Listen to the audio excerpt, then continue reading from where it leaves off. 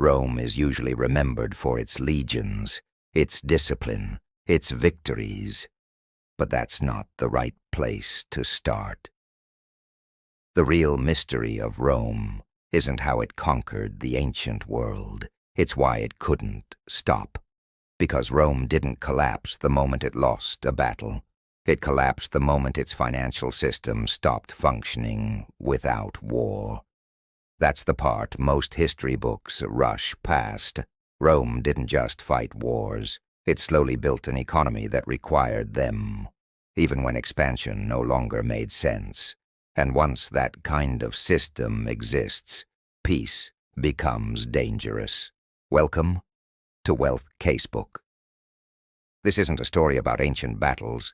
It's a case study in incentives, finance, and a system that trapped itself. Early Rome was poor by design. During the early Republic, Rome had no standing army, no massive defense budget, no permanent military payroll. War was seasonal, short campaigns. Citizen soldiers. If you owned land, you served. You brought your own equipment. And when the fighting ended, you went home to your farm. This system worked for a city-state. It worked because it was cheap. Rome didn't need debt.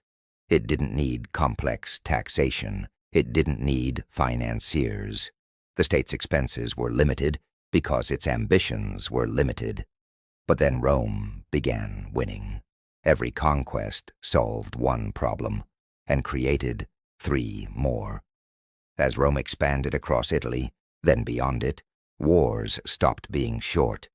Campaigns dragged on for years. Soldiers were stationed hundreds of miles from home. You couldn't fight like a farmer anymore. Armies needed regular pay, centralized supply chains, weapons produced at scale, roads, forts, ships, storage depots. This wasn't just warfare anymore. It was logistics, and logistics cost money, constantly. Rome faced a choice it didn't fully understand at the time.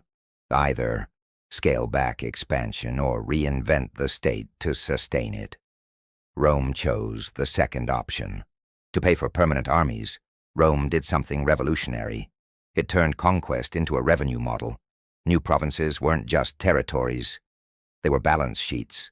They produced taxes, tribute, slaves, mineral wealth, land confiscations.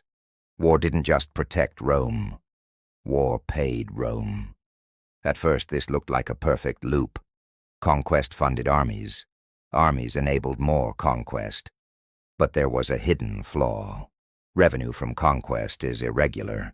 Military costs are permanent. And that gap had to be filled.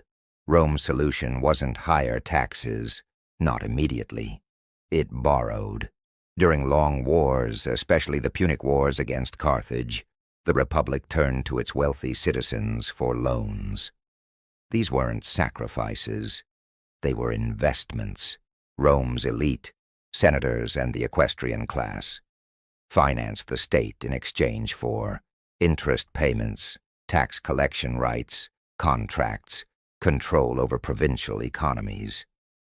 This was the birth of a dangerous partnership. Public power, private profit. Rome hadn't created a military-industrial system intentionally. It stumbled into one, and once money enters war, war stops being a last resort. It becomes an opportunity. As wars grew larger, the state outsourced more functions. Tax collection went to private contractors, the publicani. Logistics went to private suppliers. Mining, shipping, and provisioning became business ventures. The result? War no longer benefited Rome evenly. It benefited financiers who lent to the state, contractors who supplied the army, elites who acquired land and slaves. Political influence followed profit. Generals gained power by promising spoils. Senators gained wealth by financing expansion. The provinces paid the price. Rome was no longer just a republic fighting wars.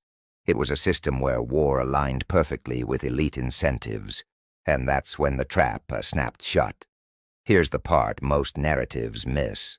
Rome didn't keep expanding because it was greedy. It expanded because stopping was dangerous.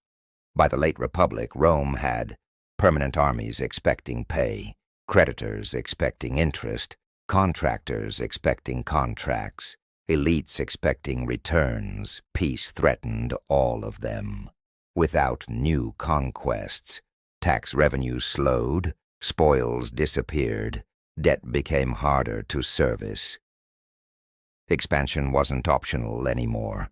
It was structural. Rome had built a system where future obligations depended on future wars, and systems like that don't downsize gently. This financial transformation changed something even more important than money. It changed loyalty. Soldiers no longer fought for the Republic. They fought for generals who could pay them, promise land, protect their future. The state was becoming secondary. Power shifted from institutions to individuals, and Rome was now vulnerable, not to enemies, but to itself. By the time Rome realized what it had built, it was too late. The economy depended on expansion. The elites depended on war profits. The army depended on continuous funding. Peace wasn't stability. Peace was default, and defaults trigger panic. In Part 2, we'll see what happens when expansion slows, revenue dries up, and the state turns inward to extract from its own people. That's when Rome discovered a brutal truth. If you can't conquer new territory, you start conquering your own society. Part 2, coming next. If you want to understand how financial systems trap entire civilizations, subscribe to Wealth Casebook.